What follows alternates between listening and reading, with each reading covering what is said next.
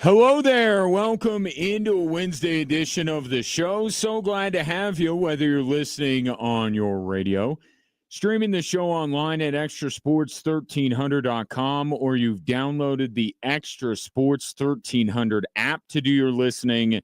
And that app, which is free to download and free to use all the time, is sponsored by Diversus Health, mental health, and well-being for all. A veritable cornucopia of sports topics await you, and I'd love to get your thoughts today. 719-247-1313. You can also find me on X at Gingerly Tweets. Tonight is the NBA draft, and there are a couple of local angles to this. Of course, Nique Clifford, Colorado Springs' own, went to Vanguard, started his college career at CU, then transferred to CSU. He is in Brooklyn. He received an invite to be in the green room. He is expected to be taken tonight during the first round. The question is, will he be a lottery pick or not? And I will tell you coming up why maybe that, even though is a nice thing to have on your resume, may not be the best thing for Nique Clifford. But we'll start with the Denver Nuggets, who right now do not have a pick in tonight's draft.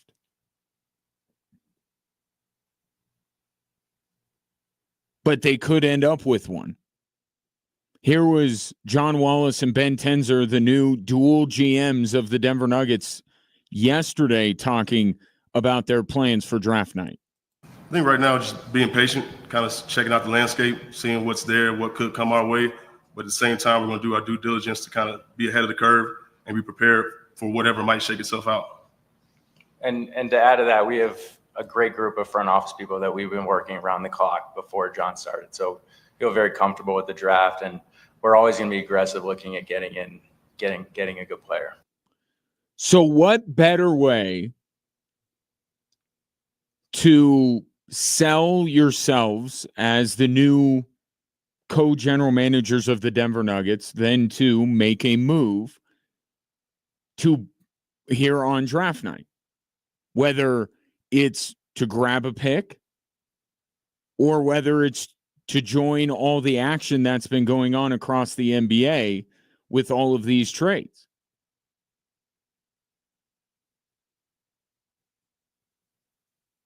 Because this is a question that isn't necessarily about them, Ben Tenzer and John Wallace, but it is a little bit. I have my doubts, and we've been going back and forth the last few months of this idea of, is it that the Nuggets won't or that they can't? Yeah, either way, you get to, I think, a pretty disappointing place. Right? One is worse than the other. But ultimately, I feel, I don't know about you, I feel like the Nuggets should be making moves. Plural. Now, do they not have that ability, or are they not willing to do it? Tonight would be a good litmus test for that. Because I also watched a interview that Vic Lombardi did with Ben Tenzer and John Wallace shortly after their press conference yesterday, in which the word aggressive kept coming up. And I know that when you hear it the first time, you just kind of dismiss it as, well, that's what they all say, right? They're trying to do things. They're trying to be aggressive. But you say it over and over again. You keep going back to it. At some point, there becomes an actual expectation that you're going to pull something off. You keep talking about being aggressive. And there are all these questions around the qualifications that the two of you have for the job, how effective you're going to be at it, and what your vision is for the Denver Nuggets will show us tonight. Be aggressive to the point that you make something happen.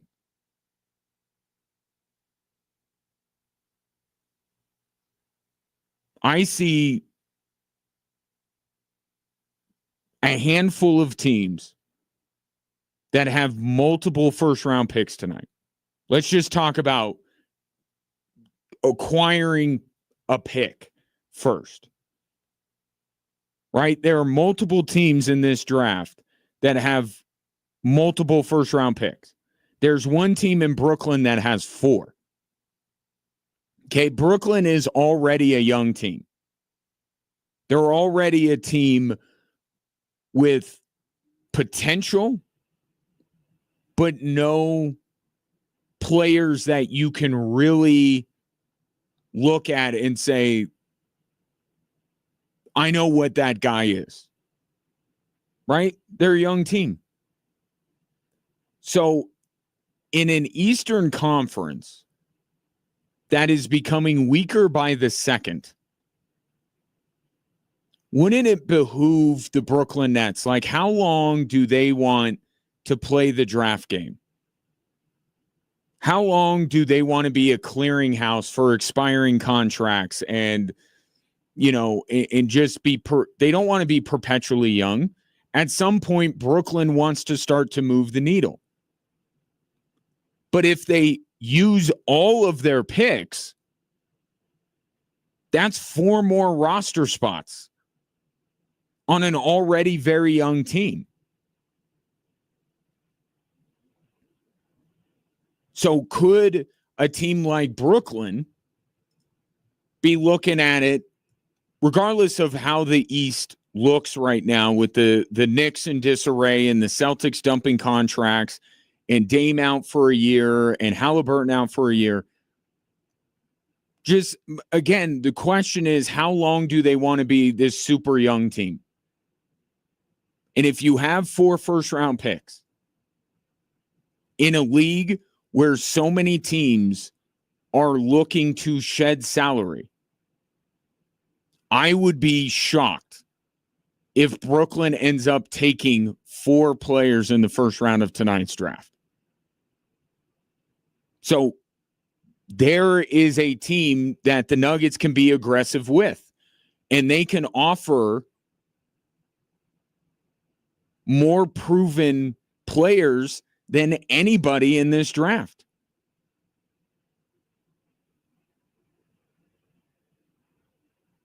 Right? Could they be interested in a Michael Porter? Could they be interested in a Jamal Murray? But that's one thing about this Denver Nuggets way of doing things with all of these draft picks. There's a kind of a reason why Christian Brown has worked out the best of all of them. He was drafted the highest. It's funny how that works. Not by leaps and bounds. He wasn't a lottery pick. He wasn't a top 5 pick. But it just so happened that he was higher rated or picked higher in his draft than some of these other guys. And he's the one that's worked out. I would say that part of the reason why we haven't fully seen this youth movement for the bench quite work is that the Denver Nuggets continue to draft in the 20s.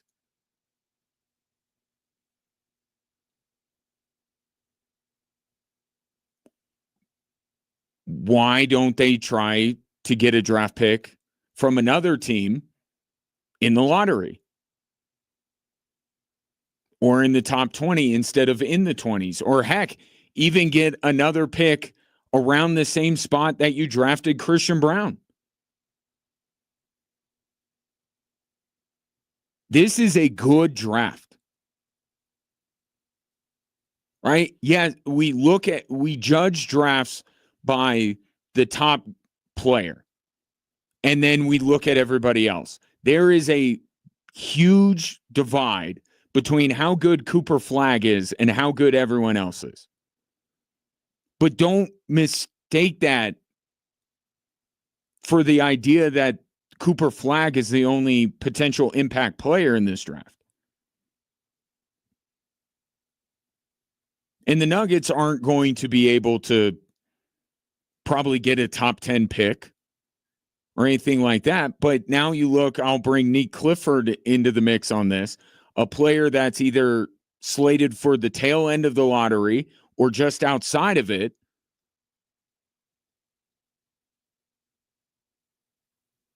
That could be a level of an impact that the Denver Nuggets need.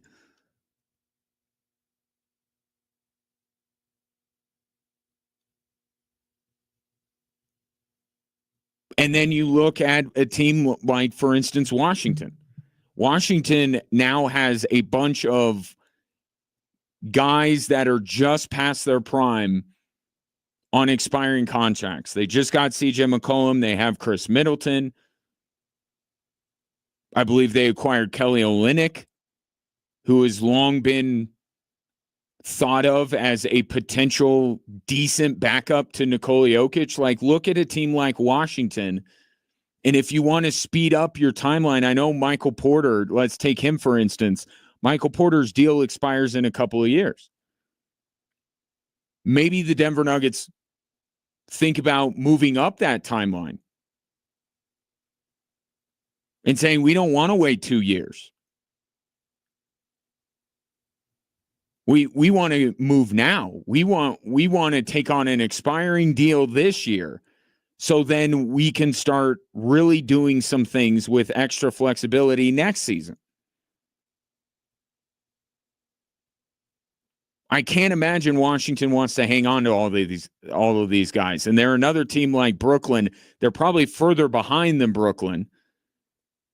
So I don't think that they're totally out on the idea of just getting a bunch of young guys.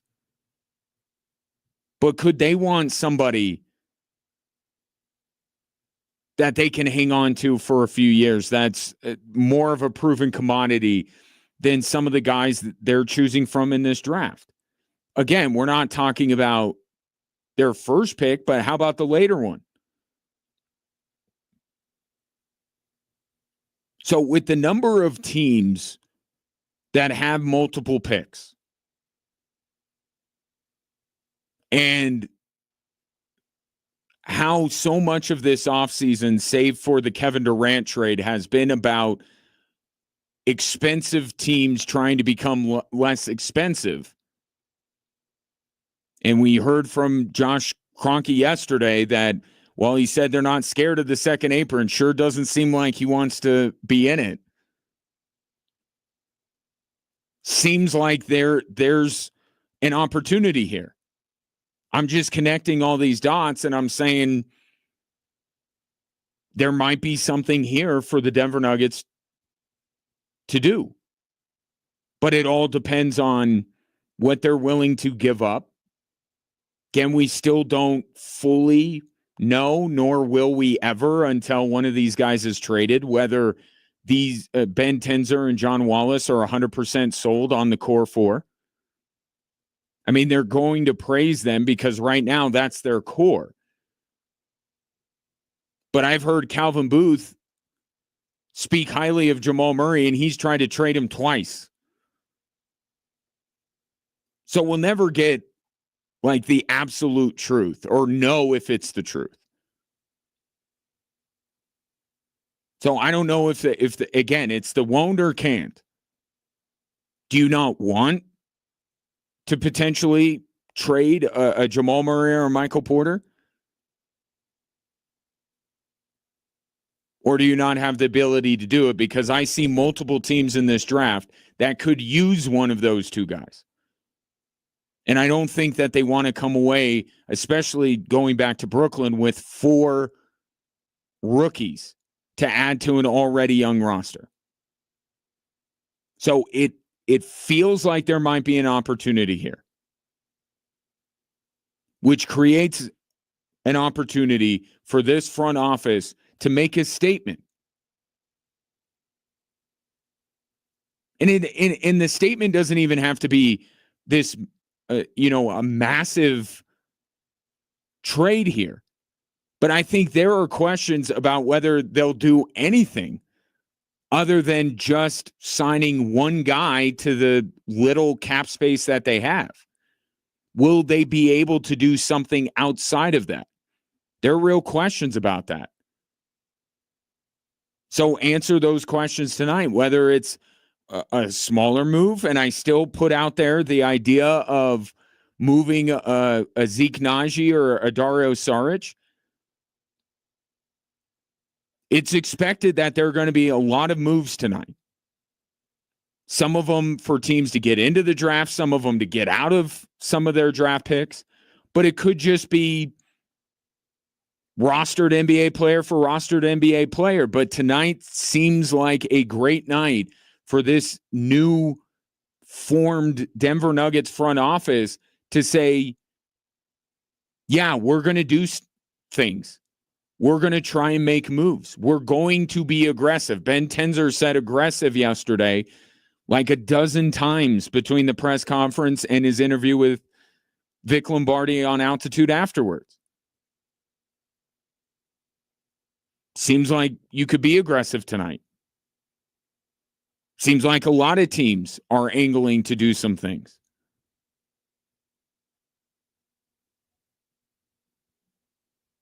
But if this draft comes and goes, the first round tonight, the second round tomorrow, and the Nuggets don't end up with anybody and they don't end up moving anybody off of their roster, then I feel like it's a missed opportunity.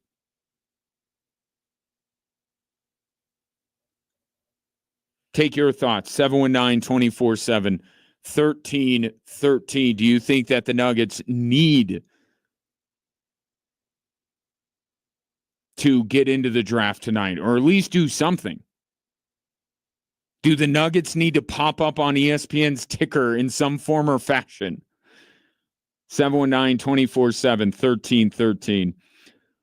Much more on tonight's NBA draft. We'll get to the local product, Nique Clifford. What an awesome story he is, and what a great night he's about to have in Brooklyn. We'll talk about maybe some of his landing spots and what he can bring to an NBA team. But coming up next,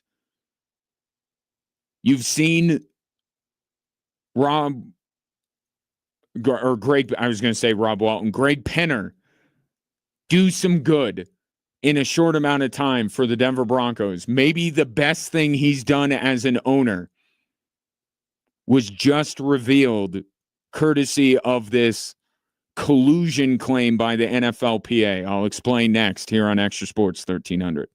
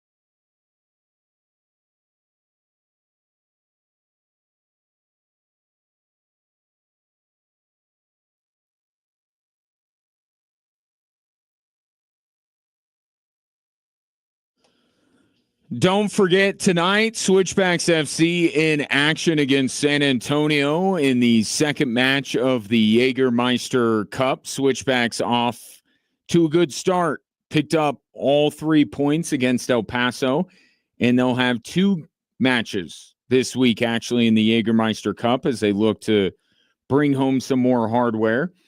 Gates open at 6, and the first fans through the gates will get a limited edition Switchback scarf. Get your tickets, still a few available at switchbacksfc.com. So Pablo Torre and Mike Florio were both able to unearth some documents from this grievance that was filed by the NFLPA alleging what they always allege, collusion. Sound like Ruxin on the league. Collusion.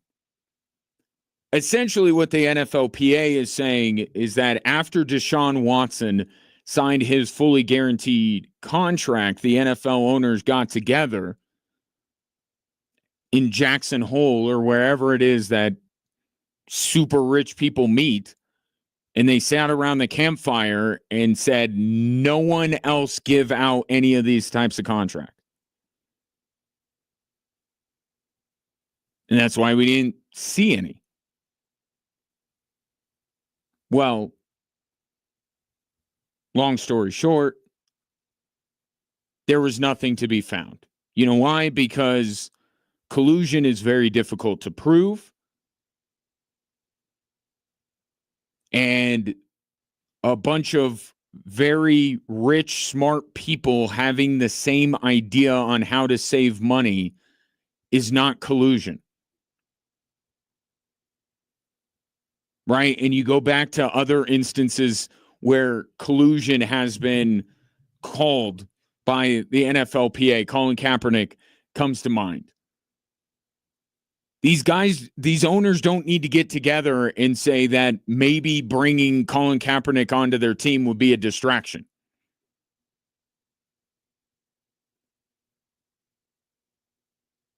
You don't need to send off a league-wide email letting everyone know, hey, no one signed him.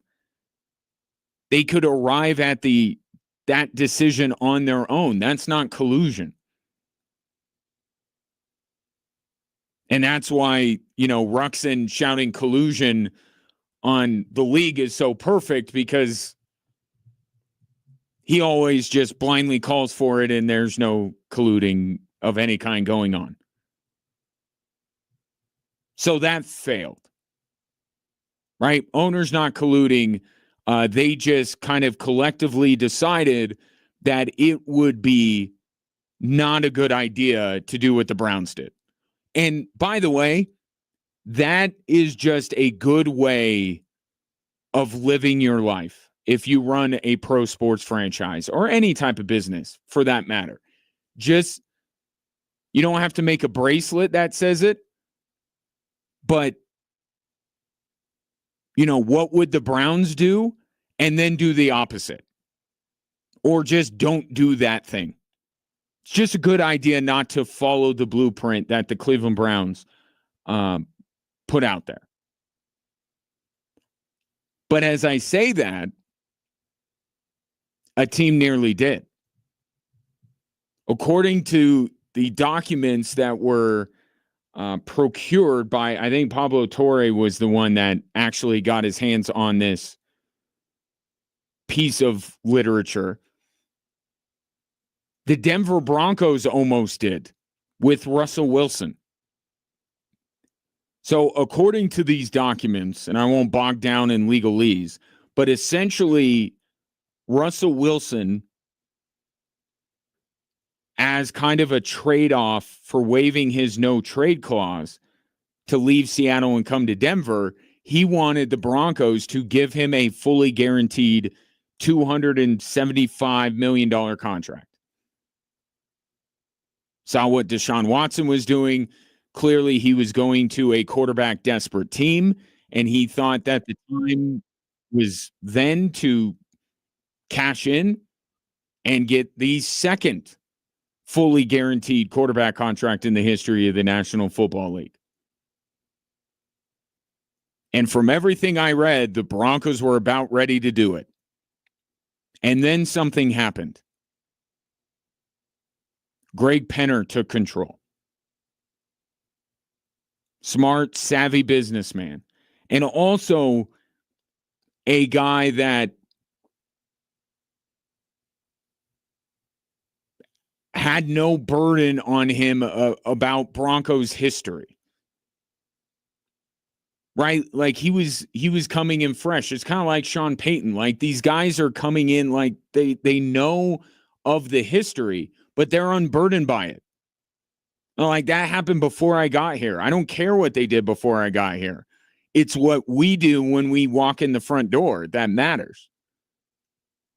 So playing the alternate reality game, if the Broncos do not sell to the outside and they end up giving the team to a Bolin, that burden of the Broncos' perpetual roaming of the quarterback wasteland might weigh on them a little bit. And it might lead to them giving George Payton the go-ahead to make this happen because we've been searching for a quarterback. Finally, we got one in Russell Wilson. He waived his no-trade clause. I don't think that Russell Wilson or his representatives were dumb at all for asking for it. I think they felt like they had a lot of leverage, and they did. But then Greg Penner walks in the door, and he essentially tells George Payton when Payton approaches him about it, he's got 2 years left on the deal. Why do that? He's got 2 years left on his current deal. Why are we in a rush to do this?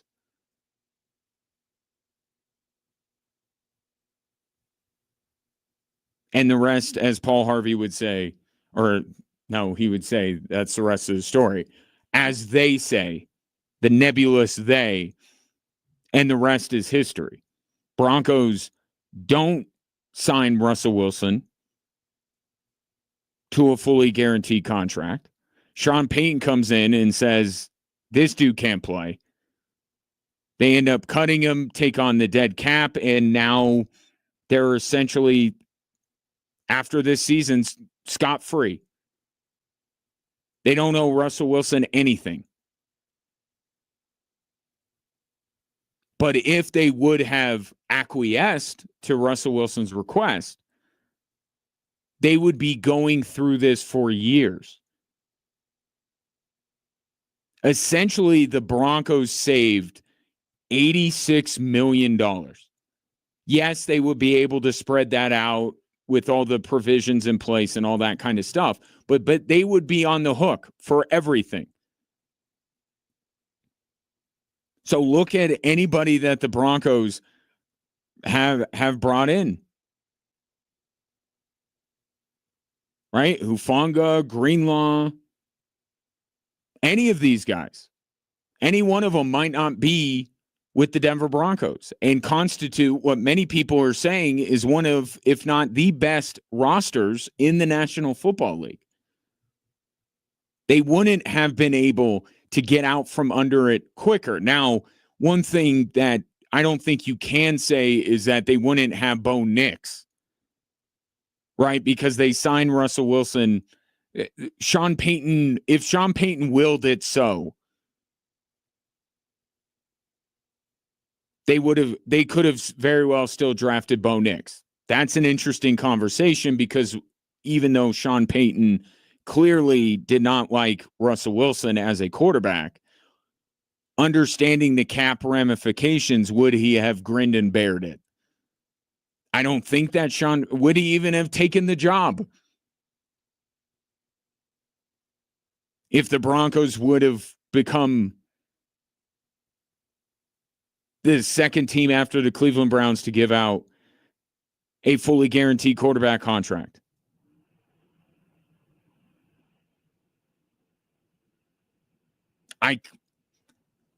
My feeling is that I think Sean Payton would still have, and I don't think it's crazy to think they still would have ended up drafting Bo Nix and would have ended up eating whatever dead cap they needed to make this work because Sean Payton was not about to, suffer through Russell Wilson for multiple years. But would the Broncos be in the position they are now? I think that's the easiest question to answer here, and the answer would be no. However you want to phrase that. Maybe you don't think they would have Bo Nix. Maybe you don't think they'd have Sean Payton. But at the very least, they wouldn't have been able to bring in some of the players they brought in. Or how about this one? Let's say they draft Bo Nix anyway, but now he sits for a year. And now they're a year behind instead of being where they are now, which is having Bo Nix going into year 2 when he played the entirety of his rookie season. If the Broncos were transitioning from Russell Wilson to Bo Nix this year, the expectations would not nearly be what they are. So it's interesting to kind of think about the what if of it all. Would they have had Sean Payton? Would they have had Bo Nix? Would they be at this point? Would they have had Dre Greenlaw? But the bottom line is they wouldn't be this iteration of the Denver Broncos. If Greg Penner hadn't have stepped in and told George Payton what's the rush, when everybody in the Broncos organization was ready to make a massively stupid decision. So the new practice facility, the fresh sod towards the end of the season, the big video board, all this stuff that Greg Penner has brought in, put this at the top of the list of good things Greg Penner has done in his relatively short time as being the Denver Broncos owner. This is at the top. Not signing Russell Wilson to a fully guaranteed contract is better than a giant video board, is better than some fresh sod at Empower Field. And it just furthers what I always say about these teams in transitions when it comes to ownership. We just had this conversation when the Lakers sold to Mark Walter, but apparently Jeannie Buss is still going to be in name the governor. But the point is, sports are becoming too big of a business to be a mom and pop operation. It's just that's just the fact of the matter. It's too expensive. It's too high tech to just pass it down from generation to generation like a spaghetti recipe. It just doesn't work. You need deep pockets. And a lot of the people who have very deep pockets in this country got there because they are savvy business people and make good decisions, like not giving Russell Wilson a fully guaranteed quarterback contract. So score one against the Scions, I suppose. But that came out of that collusion case the NFLPA brought on the NFL owners. Whew. Cue the Denzel Washington gif of him patting his chest if you're a Denver Broncos fan. 719-247-1313. We'll have more Drive Time Sports right after this.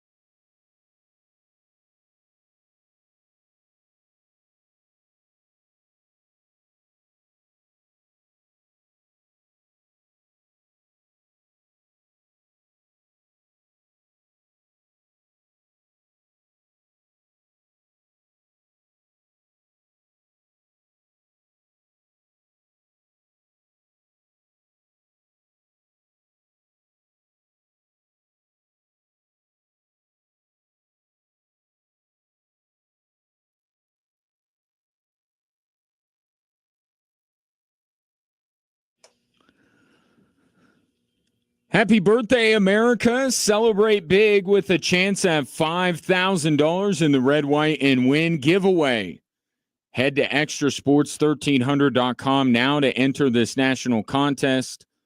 Again, for your chance to Red, White, and Win $5,000. Sponsored locally by H&H Tires and Window Nation. Here's an interesting question, or an interesting statement, I should say, but it leads to a question. So this coming in on the text line from the 719. Greg Penner, just in case you're joining us, it's called a reset. The Denver Broncos were in negotiations with Russell Wilson to give him a fully guaranteed contract, or at least Russell Wilson was asking for a fully guaranteed contract extension. The Broncos were in some way contemplating it, and then Greg Penner walks through the front door as the new owner of the Denver Broncos. George Paton asks him about it, and he says, "What's the rush?" And Broncos don't do it, and everything else up until now happens. This coming in from the 719. Russell Wilson's numbers with Sean Payton are literally the same as Bo Nix. The Broncos would have had a better record with Russell Wilson at quarterback last year with that soft schedule. Well, I think if their numbers were about the same, then how would that mean that they would win more games if the level of quarterbacking they got was the same?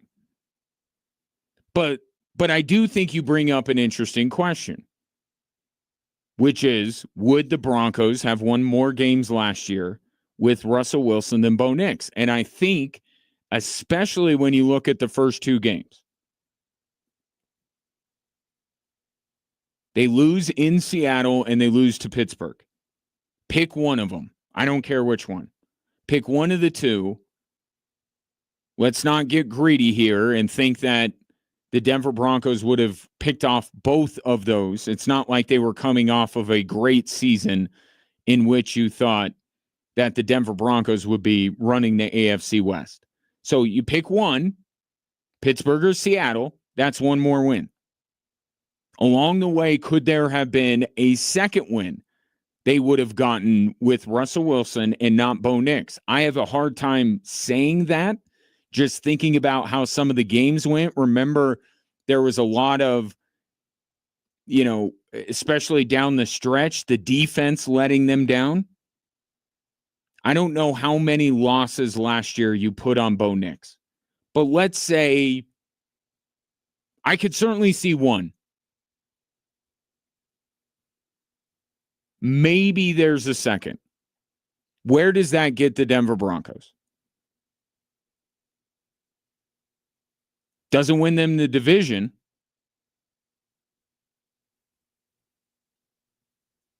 Would it have gotten them an easier first-round matchup? That depends. How much better, or I guess I put it this way, how much worse than the Buffalo Bills or the Baltimore Ravens? Because one win gets you Baltimore. Okay? Broncos season ends identically. They get absolutely run over, embarrassed. It's not even close.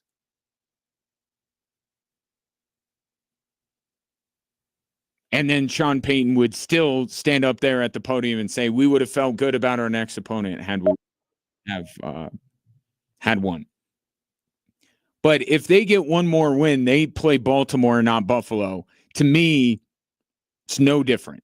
Season does not end any better. You don't feel any better. In fact, you feel worse. You feel worse. Because here with Bo Nix, there's certainly lower expectations going into that playoff game and some reasonable hope that he's going to build on it. Whereas Russell Wilson, I don't know that you would feel that way. because the Broncos with Russell Wilson would be expected to fare better than Bo Nix, to your text. So I think a lot of Broncos fans, as disappointed as they were and maybe as slightly embarrassed as they were that Buffalo just ran roughshod over the Denver Broncos, I think it was an easy playoff loss, an easy embarrassment to get past. Because they're like, well, it's just Bo Nix's first year. If it was Russell Wilson quarterbacking the Denver Broncos and they got embarrassed by either Buffalo or Baltimore, I don't know that that's a loss you can move on as quickly from. And then you're also a year behind. Let's say Russell Wilson, even with the fully guaranteed contract, still coexists with Bo Nix. You haven't played Bo Nix at all.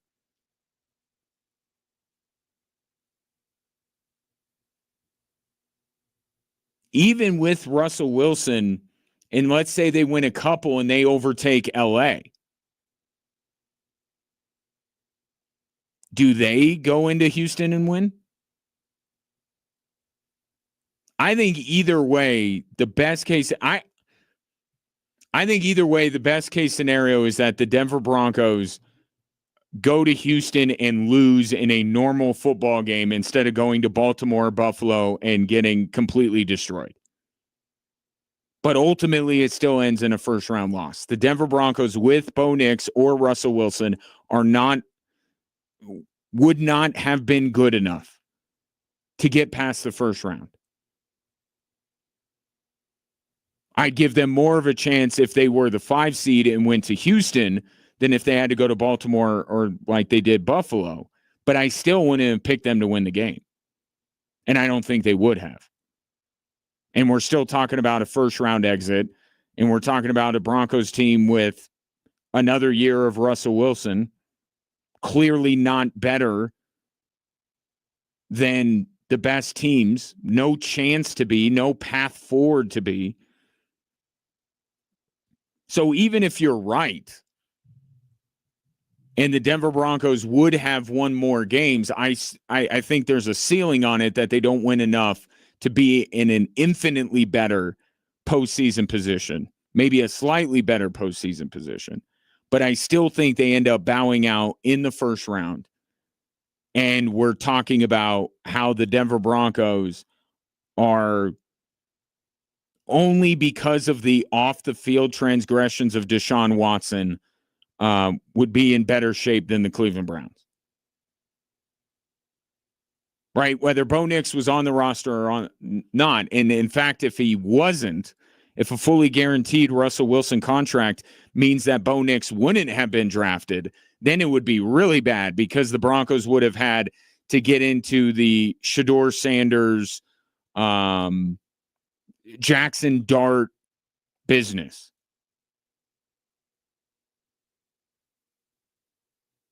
If they would even have contemplated that, right? Again, you'd still have Russell Wilson on a fully guaranteed contract. I think when you add it all up, the Broncos are much better off in totality because Greg Penner told George Payton, what's the rush? Maybe they would have had a little bit more short-term gain. But there's so many other things at play here that just would dwarf that benefit. It would be a lot of negative. It would be the Denver Broncos absolutely stuck with no real path forward, because that's the other part too. They're able to supplement their roster this way. I know they still have the dead cap, but because of the way they managed it, they were able to bring in some guys. But having Bo Nix on a rookie deal is going to allow the Broncos, is also part of the reason why the Denver Broncos were able to bring in some people and will be able to supplement the roster with free agents moving forward the next few years. So you might be right, but I don't know how anyone could look at the alternate reality of the Denver Broncos giving Russell Wilson a fully guaranteed contract and say that it would be overall a good thing for the Denver Broncos. Because there wouldn't be nearly this level of optimism about this football team if Russell Wilson would have guided the Denver Broncos to an 11-win season and butt kicking at the hands of the Baltimore Ravens. 719-247-1313. Coming up next, the other big local storyline when it comes to the NBA draft, and this one I know is going to happen. I don't know that the Denver Nuggets are going to get in on the draft tonight. I do know that Colorado Springs' own Nique Clifford is going to get drafted. Where might he go, and what is an NBA team getting in the former Vanguard courser? We'll discuss next.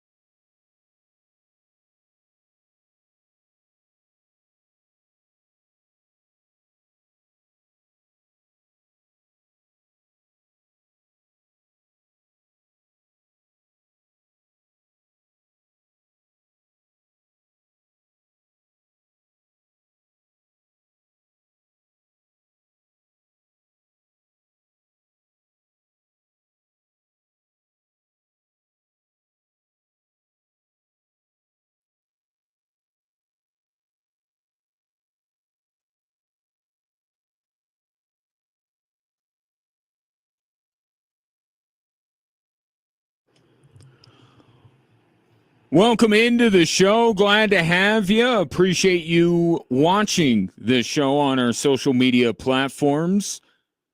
Just pretty much all of them. Facebook, X, YouTube, Instagram. The handle is all the same if you follow us on any of those platforms or follow me on any of those platforms. Our handle is at XTRA Sports 1300. Coming up, Jay Ritchie, Tee to Green Radio, stops by as we preview the U.S. Senior Open, which begins tomorrow. I'll be doing the show both tomorrow and Friday from the Broadmoor. I know, tough gig. But we'll preview it for entertainment purposes only, if you catch my drift, coming up in just a few minutes. Your thoughts, welcome at 719-247-1313. NBA draft is tonight. Cooper Flagg is going to go number 1. We think Dylan Harper from Rutgers is going to go 2 overall, whether that pick is held by San Antonio by 6:15 tonight or not. Dylan Harper is the consensus number 2 pick, and then there's a lot of questions.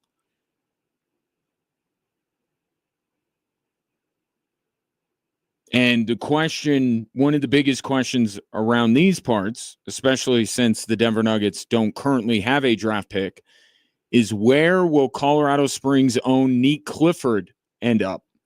He is in Brooklyn. He will be walking across the stage at some point tonight to shake Adam Silver's hand. He will be a first-round pick. And I retweeted something earlier this afternoon that's showing, obviously, fashion, very important on draft night.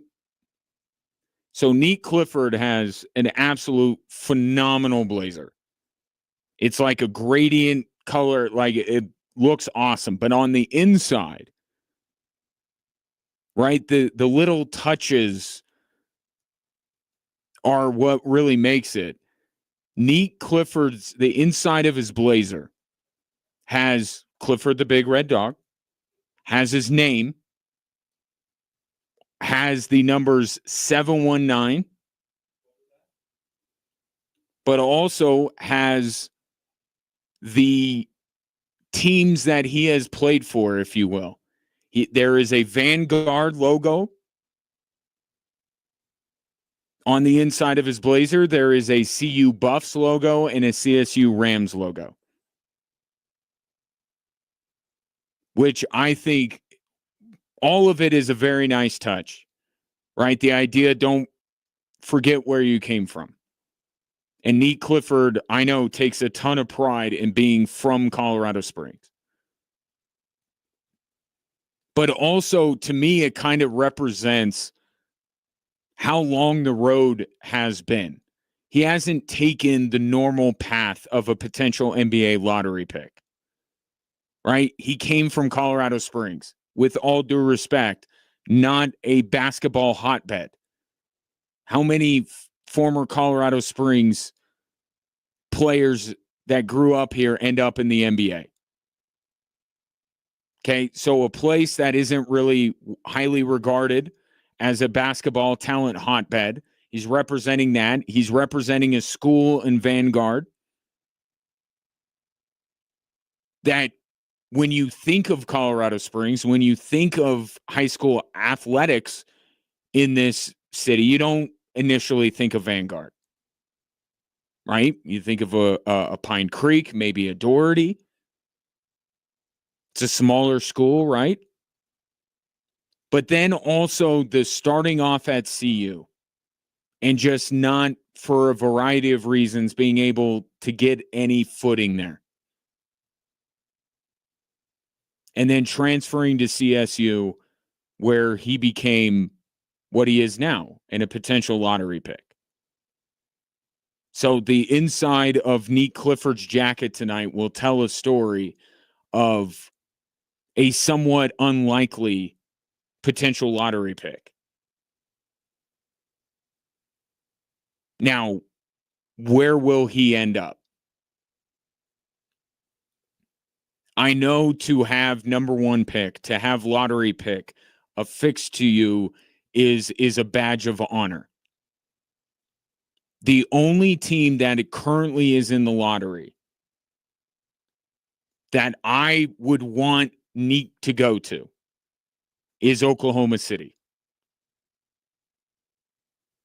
Right? And I'll also say that that's probably the best fit within the lottery. Obviously, it's not OKC's pick, it's somebody else's. But you look and I think Nique is going to make it in the NBA regardless of where he ends up.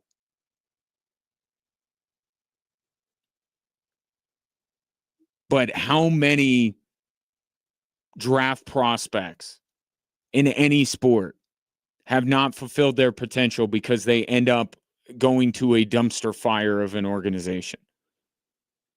So because of the local ties and because I know Nique, I would like him to end up in a place that sets him up for success. And OKC would. I don't know if Washington would, by comparison. But also, I think just looking at it from a more analytical standpoint, I think what Nique brings to the table fits better with a winning team.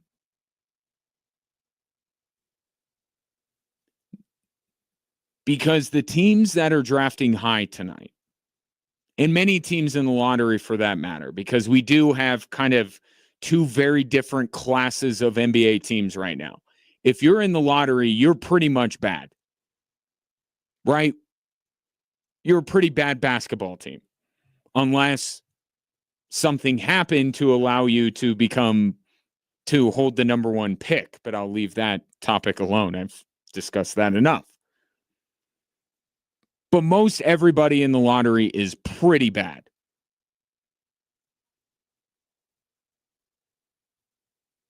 What they're going to want are younger, more projectable players. They want to be able to bring them along slowly. They want to have a lot of years with them, a lot of room for growth. And it's not to say that Nique can't improve at the NBA level, right? If you're a player who is just as good as you were in college in the NBA, you're probably not going to last long. But who Nique is, how good he is, he has a lower ceiling than a lot of the guys you're hearing that are going to be taken in the lottery. Nique's an older player. He's 24 years old. He's ready to go now. He's ready to make an impact now.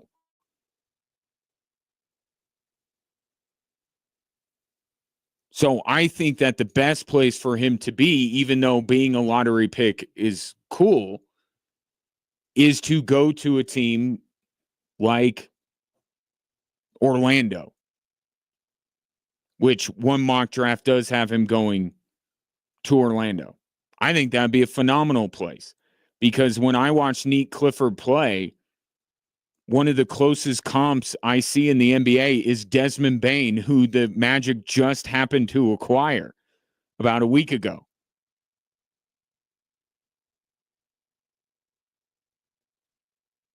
And that Orlando team is rising in the East. I think that they're a team that we're going to look at, maybe like the Houston Rockets of last year, where they're going to end up with the top 4 seed, and we'll say, where did this team come from?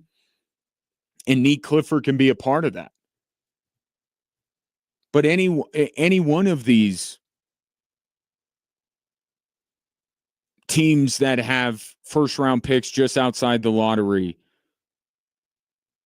Nique could go to, and I could see him having success. But that's the type of player that he is.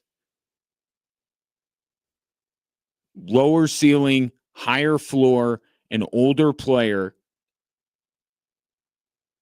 That's what the Denver Nuggets have kind of looked for in a lot of their prospects, right? That's what drew them to a Christian Brown or a Jalen Pickett or Julian Strother. These were guys that played a lot of college basketball.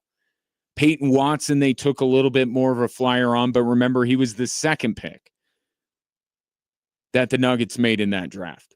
So the Nuggets have kind of followed this, where they look for the more grizzled college veterans to bring in. But any contending team is going to want that. And those are the types of players that are going to be available when the lottery is over. There's a reason why they call it the lottery. It's not the reason, but it's also a fitting reason. A lot of these guys that are going to be taken in the top 10 or 12 picks are lottery tickets. You don't fully know what they're going to be. There's still so much development that has to go on. And now, one of my favorite players in this draft, but fits this perfectly, is Malawach from Duke. Like, that dude checks every box in terms of a physical, what he is physically, his skill sets, everything like that. I love what Malawach could be in the NBA. But he started playing basketball in high school. Right? There is far from any guarantee that he's going to become that kind of a player. With Nique Clifford, you're getting more of a sure thing. Does he have the upside of a Malawach or a Knepel or an Ace Bailey or Dylan Harper? No. But he's a plug and play guy, and in a league where we just came off of an NBA Finals where two teams went 9-10 players deep on their roster, Nique Clifford is a guy that this time next year you could absolutely see on the floor in an NBA playoff game and an NBA Finals game, depending on where he ends up.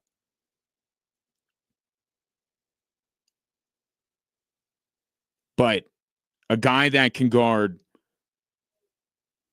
at least, definitely 4 positions, if not 5. High basketball IQ, great playmaking ability, rebounds like a beast.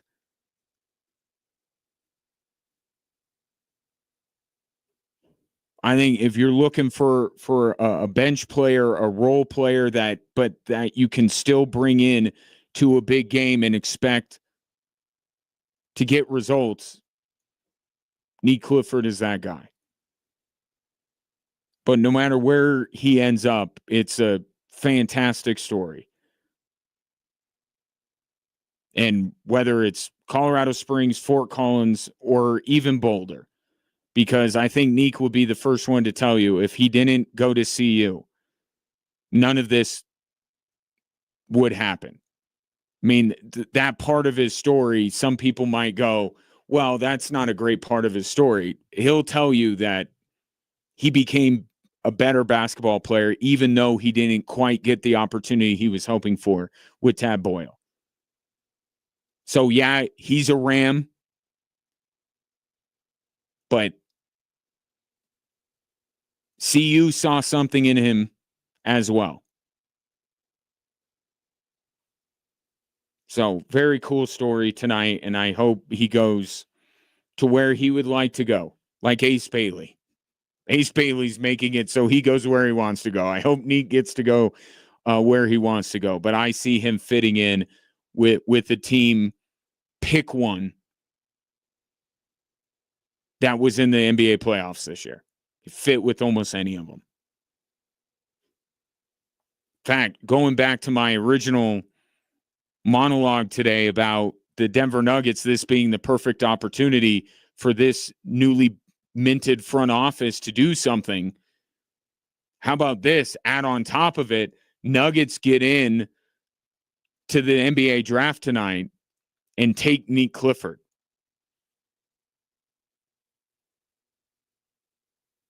That would be the whole show tomorrow if that were the case. 719-247-1313. Coming up next, U.S. Senior Open tees off tomorrow. Who are some of the golfers that you should expect to be near the top of the leaderboard when all is said and done? And if you are going out to the U.S. Senior Open, what are some of the groups that you may want to be following around? Jay Ritchie, host of Tee to Green Radio, joins me to discuss that next on Extra Sports 1300.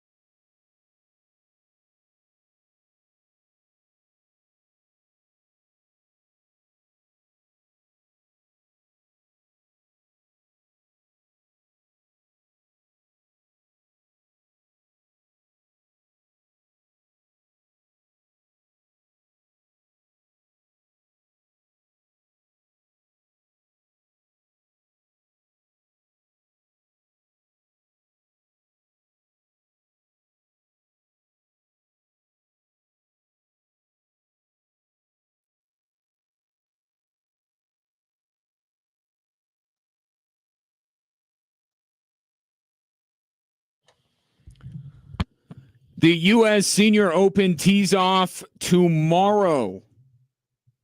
I will be doing the show the next 2 days out at the Broadmoor, and then my guest will be doing his show on Sunday. Tee to Green Radio, 8 a.m. right here on Extra Sports 1300. He is Jay Ritchie. Jay, how's it been? I mean, you've been out there quite a bit over the last few days. How's it shaping up? Well, Ryan, unfortunately, which the last couple of days anyway, it's looked a lot like a lot of golf tournaments in Colorado this time of year. You got players, you got caddies, you got officials, you got volunteers, and fans all indoors looking out, watching it rain and watching the lightning and thunder. But hopefully it's going to be better the next 4 days. So how is that kind of worked, or have you talked to or heard from any of the golfers? Has it severely hampered their ability to get ready for this? Because as we'll talk about, this is not your run-of-the-mill golf course they're getting ready to tackle over the next 4 days. Yeah, I haven't really talked to anybody. I went over earlier and walked around the clubhouse looking for some of the guys because it was raining. So obviously they were off the course. They suspended the practice round for today, which just resumed a few minutes ago. So a lot of guys went back out, but I didn't find anybody really to sit down and ask that question. But I agree with you. You got to think it's got to impact your preparation somewhat, no matter how. And these guys are veterans. I mean, they've been doing this. They're all 50 and over. They've been doing this all their lives, but still they're seeing a course that they don't see on a regular basis. And it's not the easiest course in the world, even when it's perfectly dry and you've had time to get ready for it. Yeah, it will be very interesting to see what the early scores are. Well, not the early, all the scores are tomorrow from round one. We may be in for some high scores. We'll see. But knowing that course the way that you do, what is the most important thing to these golfers in order to have success this week? Well, it's like any open course, Senior Open, U.S. Open. You got to keep it in the fairway, out of the rough, and then you got to be able to manage the greens. But they're always super slick. The Broadmoor's got 4-putt greens pretty much year round. So we talked about this not too long ago. The fact that they're running 14, 15 on the stimp meter here at the Broadmoor.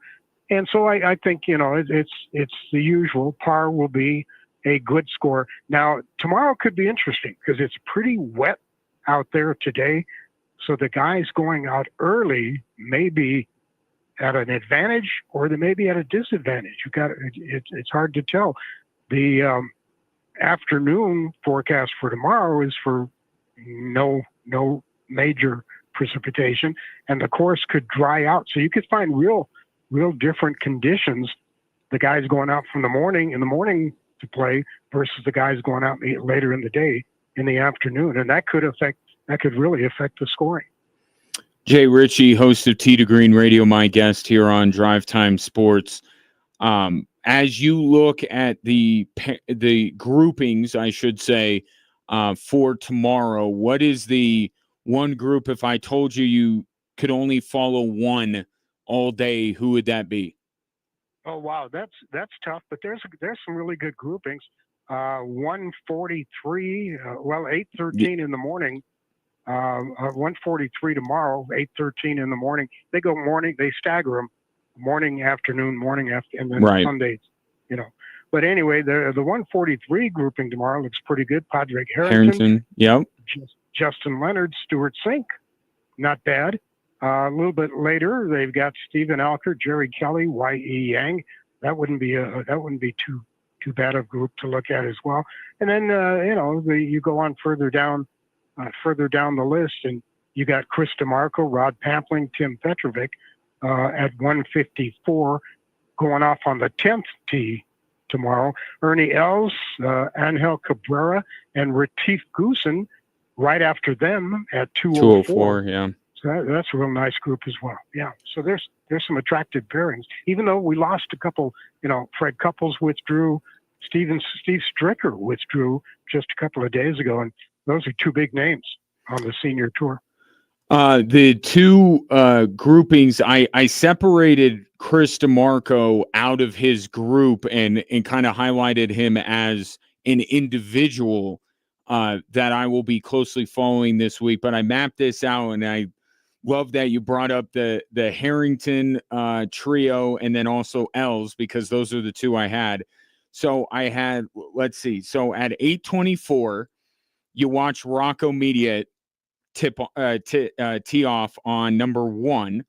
Then you stick around and you watch Miguel Angel Jimenez tee off 10 minutes later. And then you can follow Jimenez around, and he's one of the golfers at the top of the list of guys that I want to closely observe throughout the weekend. Vijay Singh will tee off at 1:33. Then you jump on with the 1:43 trio of Harrington, Leonard, and Sink. Do I have this planned out, Jay, or do I have this planned out? I was going to say, outstanding. Good job. You're obviously no rookie. Right. Well, we'll see if the game plan all comes together. There's also Mike Weir out going off on 10 early tomorrow, then longer. Troy and Darren Clark are in a group at 8:34. Then Chris DeMarco, who I know you are all over his story, at 1:54, and then that trio of Els, Cabrera, and Goosen if you want to start on hole 10. So just a little pro tip to the folks that are coming out to the Broadmoor tomorrow to watch the tournament. So with that being said, Jay Ritchie, let's do our draft thing, and we'll have a little bit of fun with it, because I'm going to rope you in on this show the next 2 days as well, and we can kind of banter back and forth on this stuff.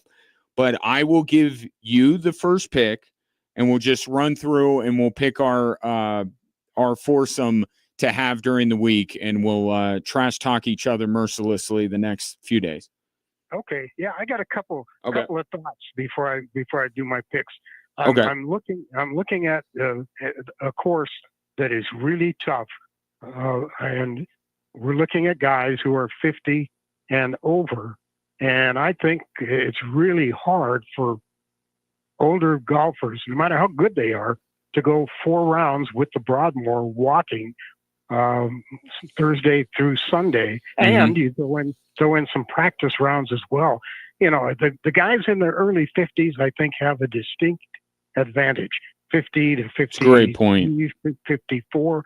After that, boy, I think it's tough. You look at the last 2 winners here at the Broadmoor 2018. David Toms was 51 years old. He finished 3 under par and won it.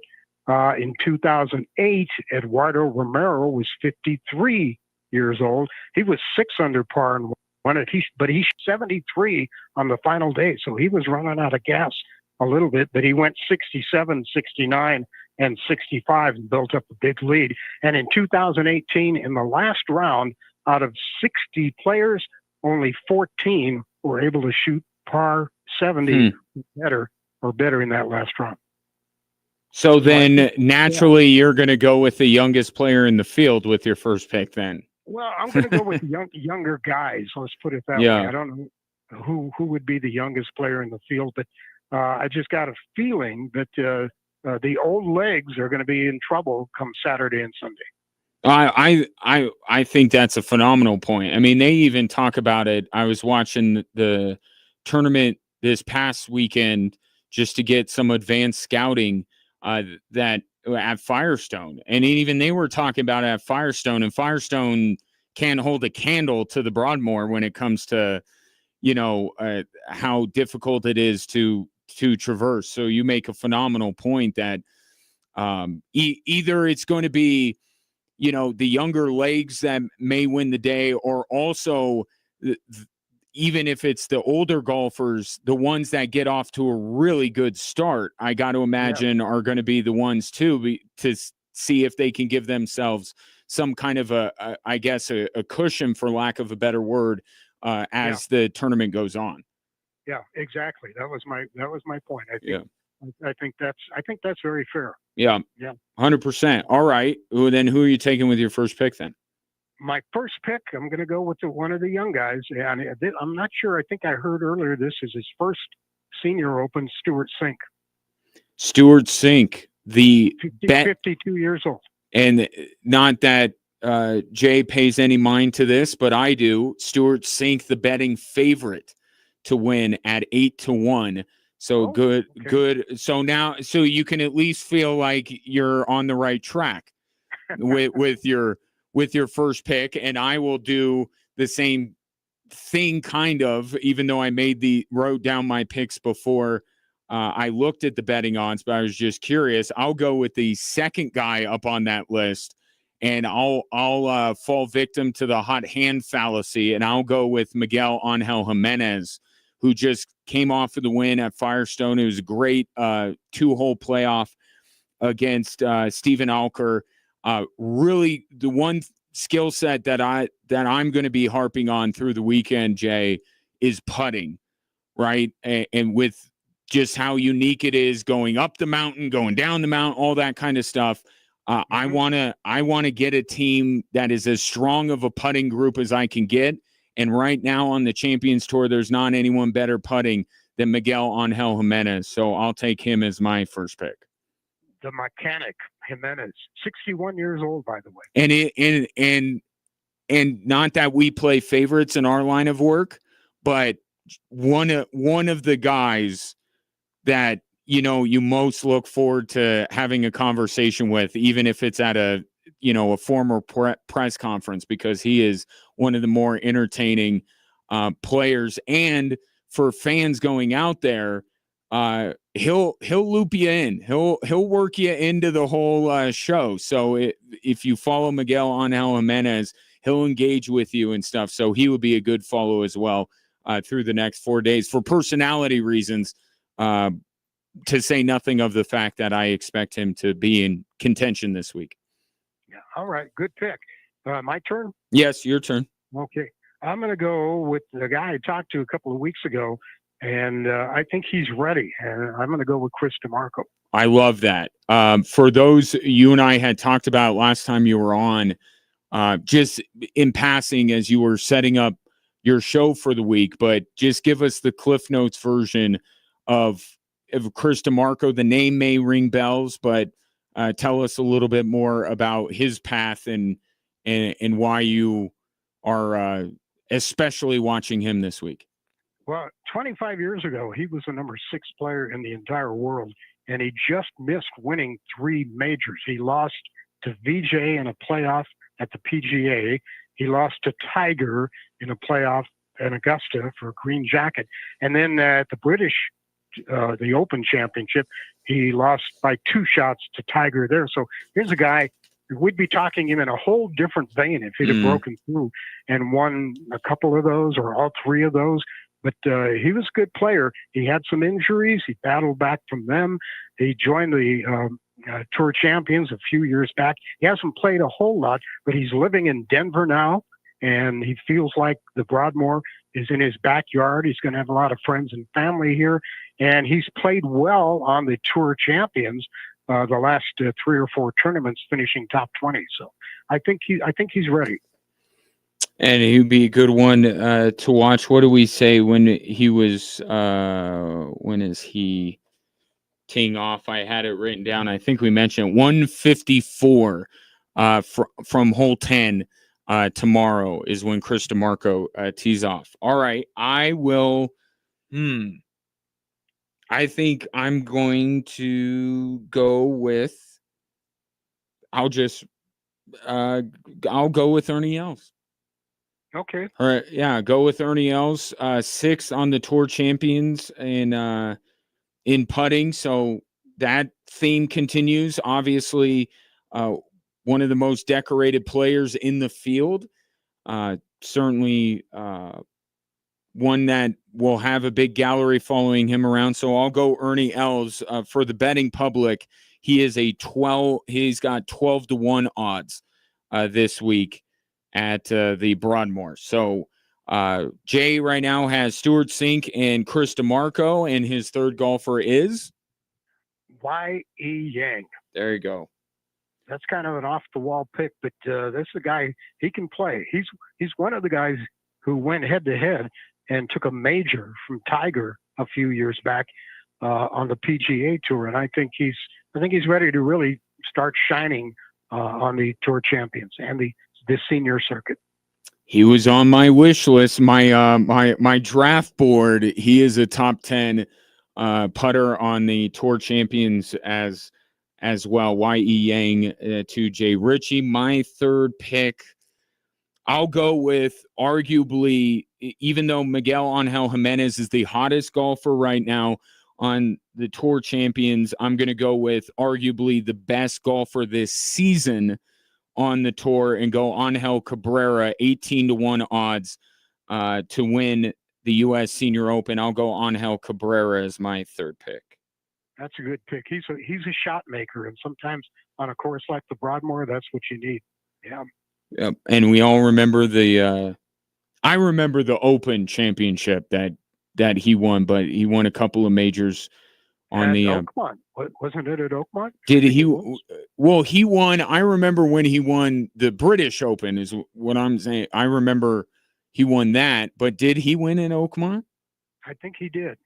I knew he had two majors. I'm drawing a blank on that second one. Well, hey, if you conquer Oakmont at any point in your career, then you're good in my book. All right, your final pick, Jay Ritchie. Oh, this is tough. I got about 4 or 5 guys here. Yeah, I'm gonna go with Stephen Alker. Okay, Stephen Alker. He was the player that Jimenez beat in the playoff last week at Firestone. He is a 9-1 odds, third best odds to win this week, and good putter as well.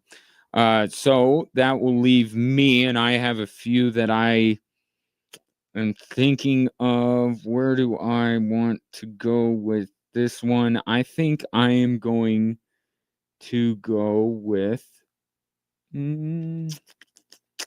how about Retief Goosen? Let's go Retief Goosen. 20-1 are the odds for Retief Goosen. I'll take him as my final pick. So Jay will have Stuart Sink, Stephen Alker, Chris DeMarco, and Y.E. Yang. I have Miguel Angel Jimenez, Ernie Els, Angel Cabrera, and Retief Goosen. So as whenever we do this, we feel really good about it, and we are going to have inevitably. Here's what happens: we all gave them the kiss of death. None of these guys are going to win the tournament, and we will have one that won't make it to the weekend. That's all. That's usually the odds for us. Hopefully, our intimate knowledge of this golf course serves us a little bit better. Jay, appreciate it. You're going to be on this show the next 2 days, whether you like it or not, but any parting shots before I let you go, and we'll chat more tomorrow. Well, I go back to the weather a little bit. It could be the wild card that just blows everybody's predictions and picks and strategy out the window, but we'll see what happens. Yeah. All right. What time are you getting out there? What's that? What time are you getting out there tomorrow? Tomorrow, I'll be out in the morning, somewhere mid-morning or so. Yeah. All right. Well, we may be arriving. I'll buy you breakfast. All right. Hey, don't have to ask me twice. Jay Ritchie, Tee to Green Radio. You'll hear him a lot more over the next couple of days as he helps me, because he is more well-versed in the golf world than I am, and I have a relatively high opinion of myself. So that should tell you how I feel about Jay Ritchie. So, and then catch him on Sundays, Tee to Green Radio here on Extra Sports 1300. Thanks, Jay. See you tomorrow. Thank you. Yep.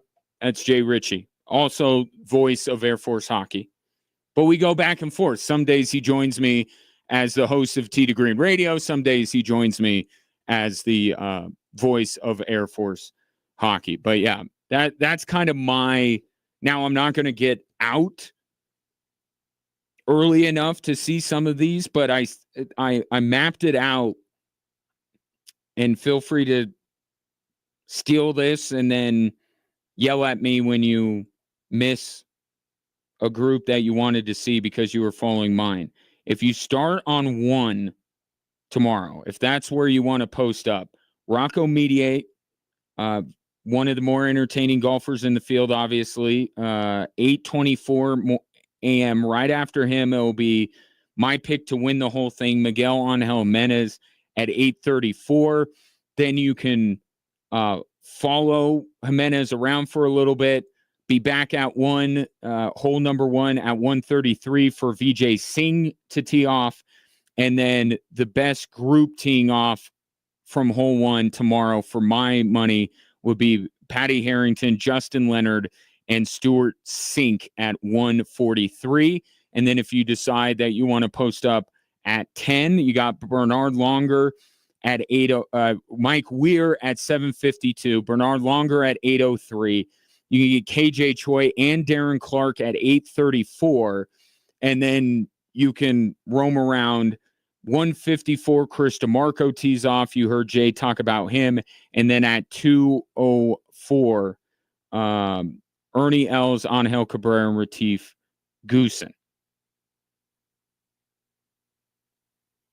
Best laid plans, right?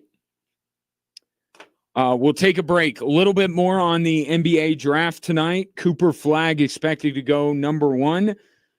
Your thoughts as well. 719-247-1313.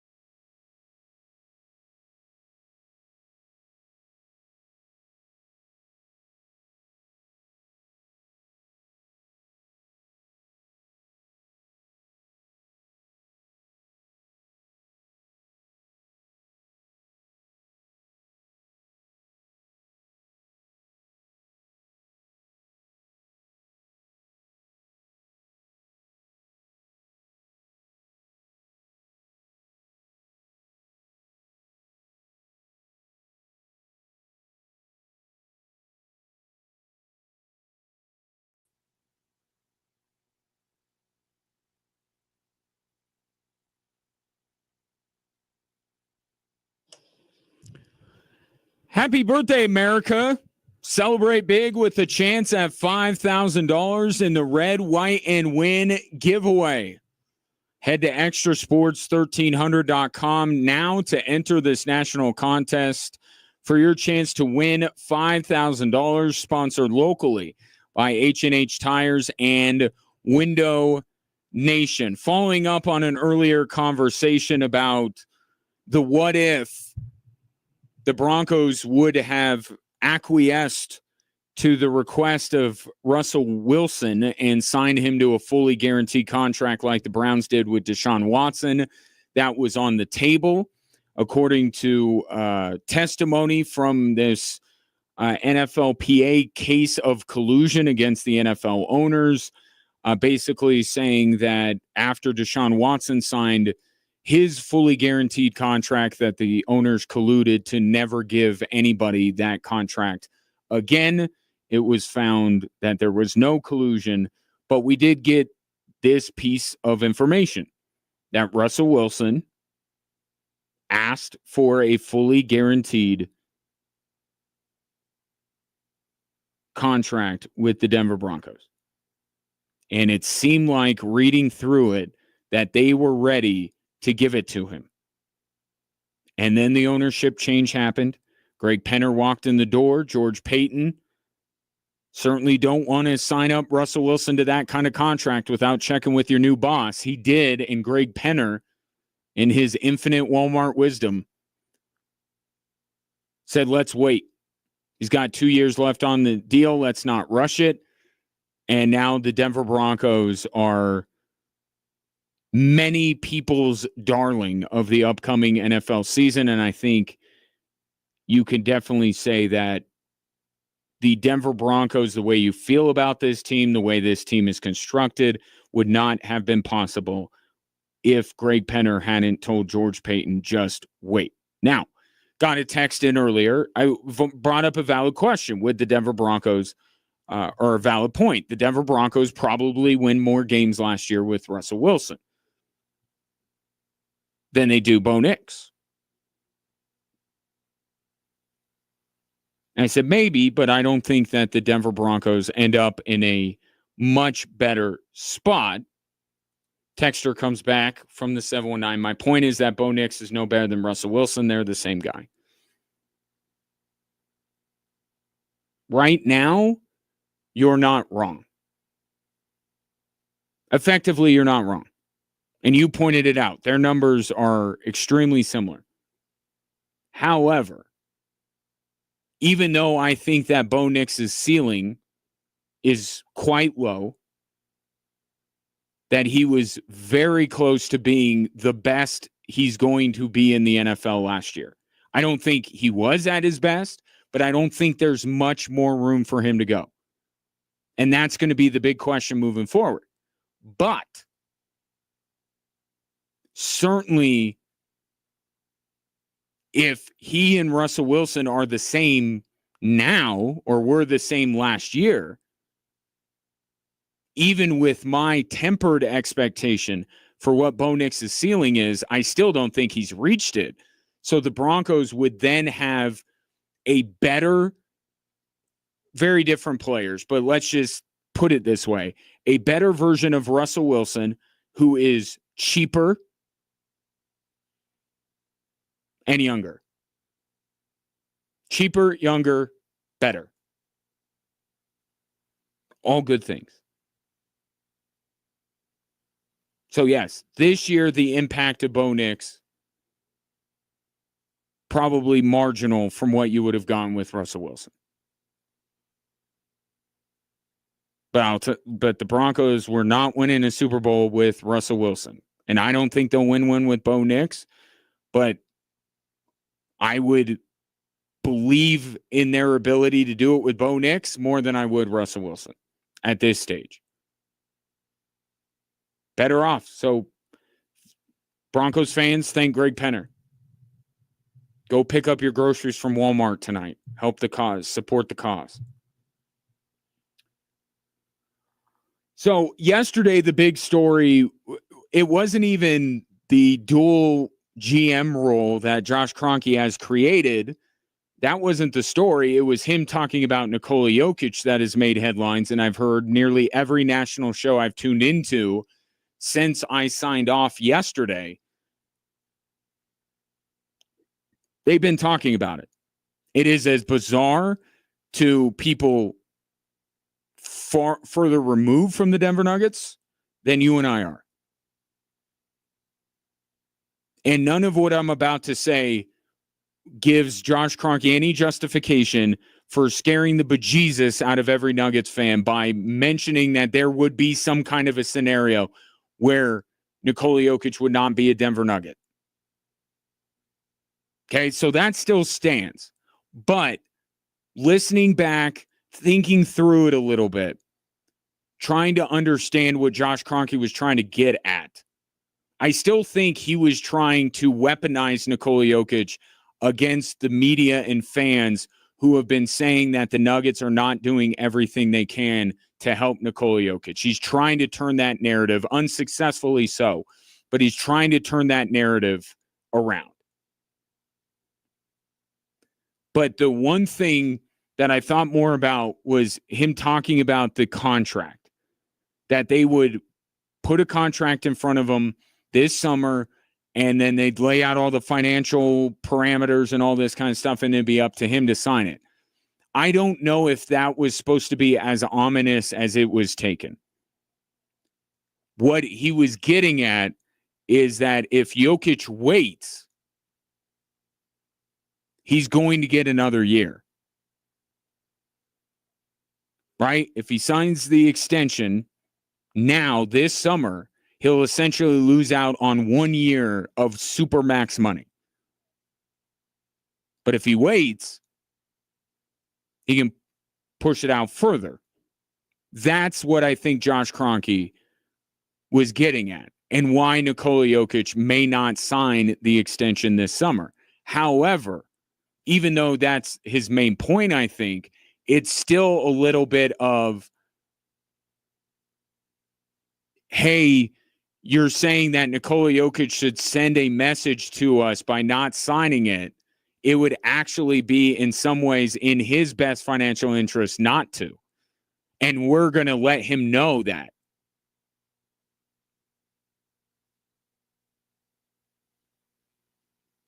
But to me, signing a contract this offseason is an endorsement of everything going on with the Denver Nuggets right now.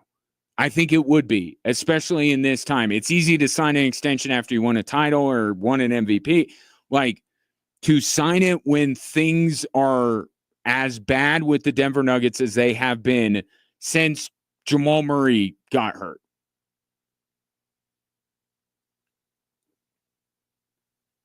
I think it could be viewed as Nikola Jokic saying everything they're doing, I agree with, or most of it.